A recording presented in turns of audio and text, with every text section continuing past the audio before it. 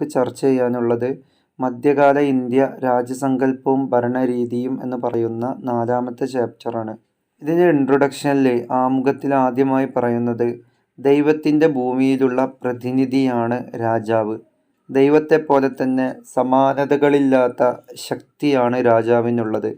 അസാമാന്യമായ അച്ചടക്കവും കുലീനതയും സഭയിൽ വേണം. നേരം പോക്കും പൊട്ടിച്ചിരിയും ഒന്നും പ്രഭുക്കന്മാർക്ക് പോലും അനുവദനീയമല്ല. രാജകുമാരന്മാരും സുൽത്താനു മുമ്പിൽ ഭവ്യതയോടെ നിൽക്കണം. രാജ്യസഭയിലുള്ളവർ ഉപചാര വസ്ത്രങ്ങൾ ശരിയായി ധരിച്ച് മുറയനുസരിച്ച് നിൽക്കണം. ഇങ്ങനെ തുടങ്ങുന്ന ഈ വാക്കുകൾ കൃത്യമായിട്ട് പറഞ്ഞ സിയാവുദ്ദീൻ ബറാനി എന്ന് പറയപ്പെടുന്ന വ്യക്തി അദ്ദേഹത്തിൻ്റെ താരിഖി ഫിറോസ്ഷാഹി എന്ന് പറയപ്പെടുന്ന പുസ്തകത്തിൽ എഴുതിയതാണ്. അപ്പോൾ ഇതിൽ കൃത്യമായിട്ട് ഈ ഒരു കാലഘട്ടത്തിൽ ഉണ്ടായിരുന്ന രാജാവിനെ കുറിച്ചും സുൽത്താനേറ്റ് അല്ലെങ്കിൽ സൽത്തനത്ത് ഭരണകൂടത്തിലെ രാജാക്കന്മാരുടെ ഭരണരീതിയെക്കുറിച്ചും അതുപോലെ അവരുടെ കൊട്ടാരത്തിലുണ്ടായിരുന്ന വിവിധ രീതികളെക്കുറിച്ചാണ് ഇതിൽ വിശദീകരിച്ചിട്ടുള്ളത്. CE 1206 മുതൽ 1526 വരെ ഡൽഹി ആസ്ഥാനമാക്കി ഭരണം നടത്തിയിരുന്ന സൽത്തനത്ത് രാജഭരണത്തെക്കുറിച്ചാണ് നമുക്ക് പഠിക്കാനുള്ളത്. അതിൽ മംലൂക്ക്, ഖൽജി, തുഗ്ലക്, സയ്യിദ്, ലോധി എന്നീ സൽത്തനത്ത് ഭരണം ഇവിടെ നടന്നിട്ടുണ്ട്. അതിൽ മംലൂക്ക് അഥവാ അടിമ വംശത്തിലെ പ്രമുഖനായിരുന്ന ബാൽബൻ്റെ ഭരണാധികാരത്തെക്കുറിച്ചും രാജാധികാരത്തെക്കുറിച്ചുമുള്ള കാഴ്ചപ്പാടാണ് സിയാവുദ്ദീൻ ബറാനി എന്ന് പറയപ്പെടുന്ന ചരിത്രകാരൻ ഈ പാഠഭാഗത്തിൻ്റെ ആമുഖത്തിൽ എഴുതിയിട്ടുള്ളത്. ഇന്ത്യൻ ഭരണരംഗത്ത് കേന്ദ്രീകൃത രാജ്യഭരണ രീതിയാണ് സുൽത്താൻമാർ നടപ്പിലാക്കിയിരുന്നത്. ആ ഭരണത്തിൻ്റെ പ്രത്യേകതകളാണ് ഇന്ന് നമുക്ക് പഠിക്കാനുള്ളത്.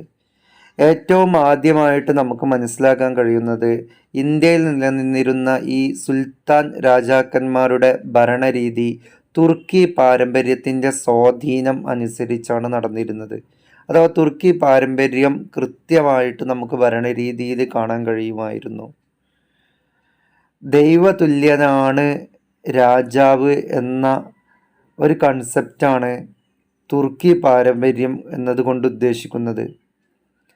സർവശക്തനും പരമാധികാരിയുമായിട്ടുള്ള ദൈവത്തിൻ്റെ സ്ഥാനത്താണ് ആരുള്ളത്? രാജാവുള്ളത്. അപ്പോൾ ഭരണത്തിൻ്റെ അടുത്തത് ഭരണത്തിൻ്റെയും സൈന്യത്തിൻ്റെയും നീതിന്യായത്തിൻ്റെയും തലവൻ സുൽത്താനായിരുന്നു. അപ്പോൾ ഒരേ സമയം സുൽത്താന് 3 അധികാരങ്ങൾ ഉണ്ടായിരുന്നു. ഒന്ന് ഭരണം, രണ്ടാമത്തേത് സൈന്യം, മൂന്നാമത് നീതിന്യായം. ഇതിൻ്റെ ഒക്കെ തലവനാരായിരുന്നു? രാജാവായിരുന്നു.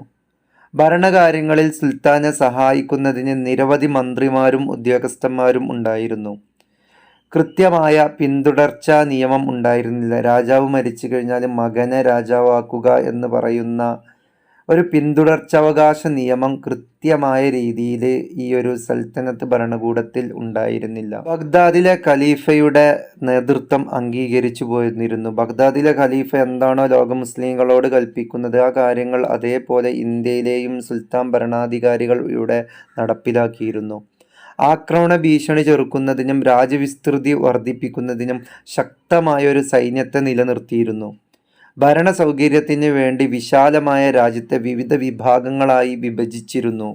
ഗ്രാമതലത്തിൽ പ്രാദേശിക നിയമങ്ങളാണ് നിലനിന്നിരുന്നത്. അഥവാ സൽത്തനത്ത് ഭരണകാലത്ത് നിലനിന്നിരുന്ന പ്രാദേശിക ഭരണത്തെക്കുറിച്ചാണ് ഇനി നമുക്ക് ചർച്ച ചെയ്യാനുള്ളത്. ഭരണ സൗകര്യത്തിനായിട്ട് സാമ്രാജ്യത്തെ പ്രവിശ്യകൾ, ശിക്കുകൾ, പർഗാനകൾ, ഗ്രാമങ്ങൾ എന്നിങ്ങനെ തരംതിരിച്ചിരുന്നു. ഇന്ന് നമുക്കറിയാം ഇന്ത്യ എന്ന് പറയപ്പെടുന്ന രാജ്യം വിവിധ സംസ്ഥാനങ്ങളാണ്. ആ വിവിധ സംസ്ഥാനങ്ങളിൽ ഒരുപാട് ജില്ലകളുണ്ട്. ആ ജില്ലകൾക്ക് കീഴിൽ ജില്ലാ പഞ്ചായത്തുകളും ബ്ലോക്ക് പഞ്ചായത്തുകളും ഗ്രാമപഞ്ചായത്തുകളും അങ്ങനെ വളരെ സിസ്റ്റമാറ്റിക് ആയിട്ടുള്ളൊരു രീതിയിലാണ് ഇന്ത്യയെ എന്ത് ചെയ്തിട്ടുള്ളത്? ഭരണ സൗകര്യത്തിന് വേണ്ടി വിഭജിക്കപ്പെട്ടിട്ടുള്ളത്.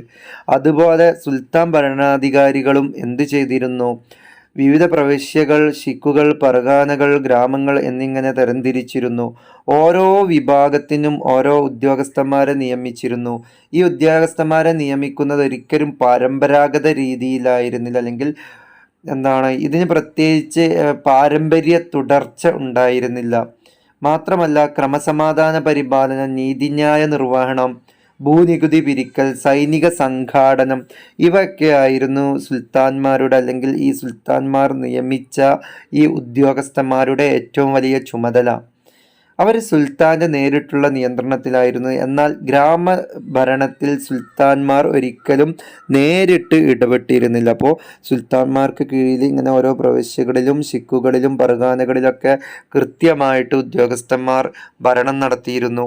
അവർക്കുണ്ടായിരുന്ന പ്രധാനപ്പെട്ട 4 ചുമതലകൾ: ഒന്ന് ക്രമസമാധാന പരിപാലനം, നീതിന്യായ നിർവഹണം, ഭൂനികുതി പിരിക്കൽ, അതുപോലെ സൈനിക സംഘാടനം എന്നിവയായിരുന്നു. ഇതാണ് മൊത്തത്തിലെ സുൽത്താൻ ഭരണകാലത്തുണ്ടായിരുന്ന പ്രാദേശിക ഭരണം എന്ന് പറയുന്നത്. ഇക്ത സമ്പ്രദായമാണ്. സൽത്തനത്ത് ഭരണത്തിൻ്റെ തുടക്കത്തിൽ രാജ്യത്തെ പല ഭാഗങ്ങളായി വിഭജിച്ച് സൈനിക മേധാവികളായിട്ടുള്ള പ്രഭുക്കന്മാരെ ഏൽപ്പിച്ചിരുന്നു. ഈ പ്രദേശങ്ങളൊക്കെ ഇക്ത എന്ന പേരിലും ഇത് കൈവശം വെച്ചിരുന്ന പ്രഭുക്കന്മാർ ഇക്തദാർ, മുക്തി, വാലി എന്നീ പേരുകളിലുമായിരുന്നു അറിയപ്പെട്ടിരുന്നത്. ഇവിടങ്ങളിലെ നികുതി പിരിവിൻ്റെയും ക്രമസമാധാന പരിപാലനത്തിൻ്റെയും ചുമതല ഇക്തദാർമാർക്കായിരുന്നു. അതുകൂടാതെ ഒരു സൈന്യത്തെ സ്വന്തമായിട്ട് നിലനിർത്തേണ്ട ചുമതലയും ആർക്കുണ്ടായിരുന്നു? ഈ ഇക്തദാർമാർക്ക് അല്ലെങ്കിൽ മുക്തിമാർക്ക് അല്ലെങ്കിൽ വാലിമാർക്കുണ്ടായിരുന്നു. ഇതിനു വേണ്ടി ഇവർ പിരിച്ചെടുത്ത തുകയുടെ ഒരു ഭാഗം സ്വന്തം ചെലവിനും ബാക്കിയുള്ളത് ഭരണനിർവഹണത്തിനുമായിട്ട് ഇവർ ഉപയോഗിച്ചിരുന്നു. എന്നാൽ ഇവർക്ക് സ്വതന്ത്രമായിട്ടുള്ള അധികാരമുണ്ടായിരുന്നില്ല. ഏതെല്ലാം കാലങ്ങളിൽ കേന്ദ്രഭരണം ശക്തമാവുന്നുവോ അപ്പോൾ ഇവരുടെ ഭരണം വളരെയധികം ദുർബലമാവുകയും കേന്ദ്രഭരണം ദുർബലമാകുമ്പോൾ ഇവരുടെ ഭരണം ശക്തി ആർജിക്കുന്നത് നമുക്ക് കാണാൻ കഴിയും. ഇക്തദാർമാരുടെ അധികാരങ്ങൾ പലപ്പോഴും നിയന്ത്രിക്കപ്പെട്ടിരുന്നു. ഇക്തകളാണ് പിന്നീട് എന്തായി മാറിയത്? പ്രവിശ്യകളായിട്ട് മാറിയത്.